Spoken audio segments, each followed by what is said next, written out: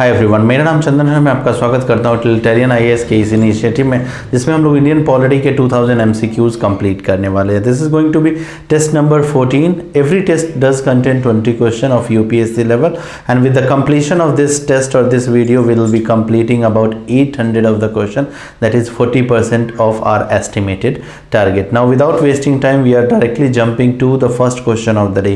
With reference to the function and parts of the district judge, consider the following statement. 3 statement यहाँ दिए गए हैं और हमें करेक्ट स्टेटमेंट, कितने स्टेटमेंट करेक्ट है वो बताने हैं. ही possesses original and appellate jurisdiction in both civil as well as criminal matters, बिल्कुल करेक्ट है. He has supervisory power over all subordinate courts into the district. So district judge की ये power बिल्कुल होती है, जितने भी सेशन कोर्ट्स या subordinate courts वगैरह हैं across that particular district, है ना, तो supervisory power जो है वो उनके पास होती है. Capital punishment passed by him is subject to confirmation by high court whether there is appeal or not. So ये वाली भी जो है, अगर किसी को फांसी की सजा अवॉर्ड की जाती है डिस्ट्रिक्ट जज के through, so that needs to be approved by what you call high court, right? So that's correct. So all the 3 statement is correct, hence D is going to be the right answer. Consider the following statement about the family courts. So family courts वगैरह कहाँ होते हैं, क्या होते हैं, ये आप लोग डिटेल में पढ़ लेना. मैं फिलहाल इस क्वेश्चन को सोल्व करने के एंगल से जितनी नॉलेज की जरूरत होगी मैं आपको दूंगा. They are established by state government in consultation with the high court, बिल्कुल करेक्ट है. और जहाँ जहाँ भी 10 lakh, they are established in every city with the population exceeding 1 million, that is 10 lakh, तो बिल्कुल सही. The appeal against judgment lies with the high court, so ये भी बिल्कुल सही है. करेक्ट हमें बताना है. सो तीनों स्टेटमेंट यहाँ भी आपके करेक्ट होने जा रहे हैं. Which among the following provision ensure independence and impartiality of the office of speaker. कैसे, किस तरह से इंडियन कॉन्स्टिट्यूशन ने इम्पार्शियलिटी इंश्योर की है स्पीकर की. सो ही और she has been provided with the security of tenure, that's correct. His salary is charged on CA5, बिल्कुल correct. He can not vote in the first instance but exercise, अब vote नहीं करेंगे हर bill पे, तो of course that is a symbol of impartiality that has been done, that provision has been done to ensure that speaker remains impartial most of the time.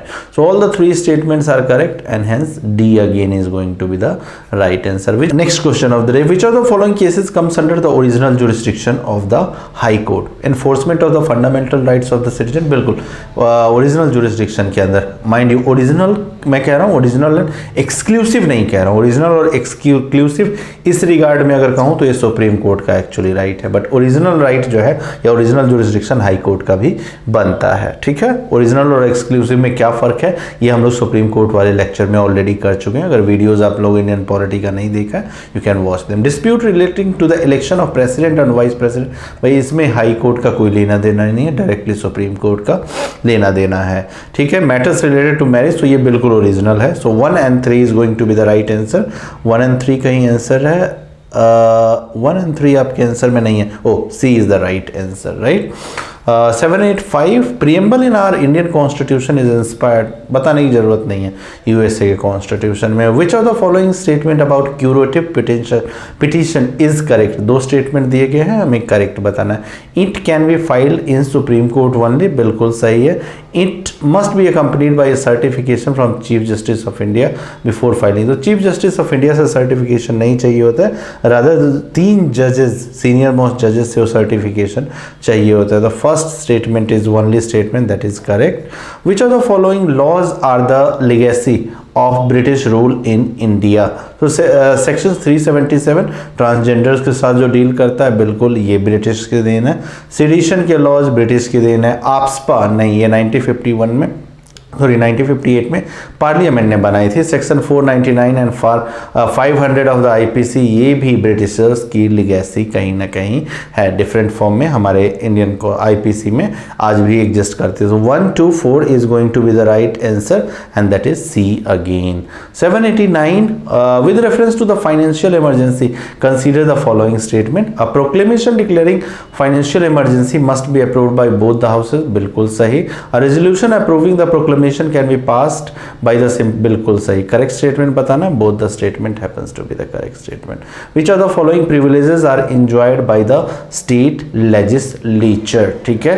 तो 3 statement यहाँ दिए गए हैं और 3 में से हमें एक करेक्ट बताना है। No person can be arrested with in the limits of the house without the permission of the बिल्कुल करेक्ट है। The members are exempted from the jury service, कोई भी विटनेस वगैरह नहीं, they are exempted during the session of the legislature, बिल्कुल सही। The court can not interfere in respect of breach of privilege by the state, ये बिल्कुल सही है। स्पीकर इसका फैसला, हाउस इसका फैसला करेगा। तो तीनों स्टेटमेंट अगेन करेक्ट है, hence D is going to be the right answer. 3 committees यहाँ दी गई हैं, एलएसडी से रिलेटेड, लोकल सेल्फ गवर्नमेंट से रिलेटेड, और तीनों की क्या रिकमेंडेशन थी वो यहाँ दी गई है। हमें करेक्टली मैच्ड बताइए। आपने पंचायती राज इंस्टीट्यूशन वाला चैप्टर अगर पढ़ा है तो इन तीनों कमेटी की चर्चा वहाँ की गई है। Balwant Rai Mehta committee, scheme of democratic decentralisation, तो बिल्कुल बलवंत राय मेहता कमेटी ने इसकी बात की थी। अशोक मेहता कमेटी, द न्याय पंचायत शुड बी केप्ट, बिल्कुल न्याय पंचायत की बात जो है अशोक मेहता कमेटी में की। GV K Rao committee, creation of post of district development officer, बिल्कुल सर। तीनों जो है करेक्टली मैच्ड है, hence D is going to be the right answer. Now next question of the day, which of the following feature is given below are applicable to Indian constitution. Written constitution India में है। Division of power, बिल्कुल है India में states और centre के बीच में through 7th schedule. Equality of state representation into the upper, क्या ये है? ये बिल्कुल नहीं है। यूएसए में जो है हर एक स्टेट को irrespective of their population, irrespective of their geographical size, हर एक स्टेट को 2-2 सीट्स दी गई यहाँ पर हाउस में, बट ऐसा कुछ यहाँ नहीं है। यहाँ बेस्ड ऑन पॉपुलेशन यूपी को ज़्यादा है, मणिपुर को कम है। So only 2, 1 and 2 is going to be the right answer. Next question, the territorial extent of laws made by parliament can apply to tribal areas में ऑफ कोर्स, यूटीज में of course, and property, interestingly properties of the Indian citizen.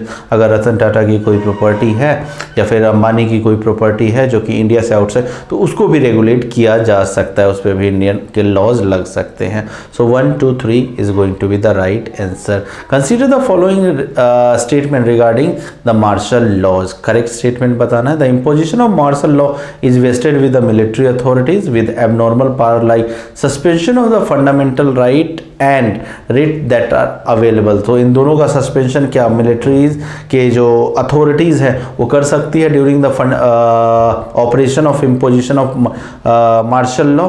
सो नहीं, बिल्कुल नहीं, ये incorrect है।